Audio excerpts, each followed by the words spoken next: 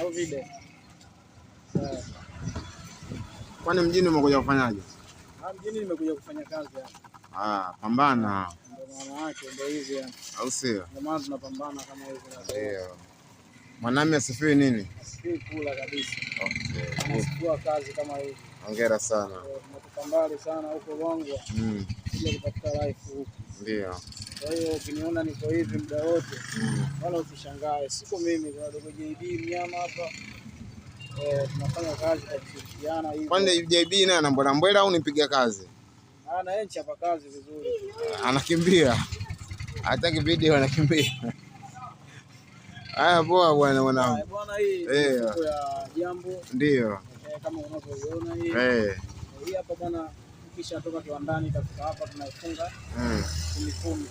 Ndio. Hii 10 inasimama 3,000. Sawa.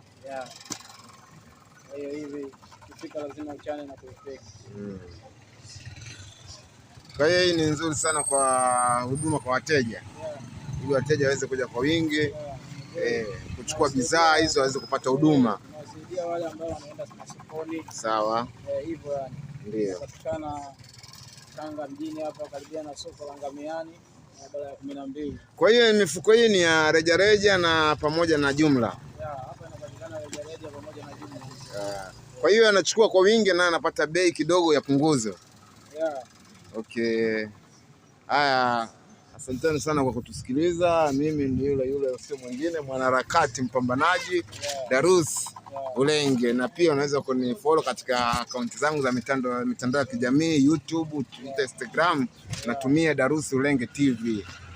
Asanteni sana kwa kutega sikio hili na kuangalia, naendelea kutufuatilia katika huduma zetu za mitandao ya kijamii na kuja kufungasha kwa wingi mifuko.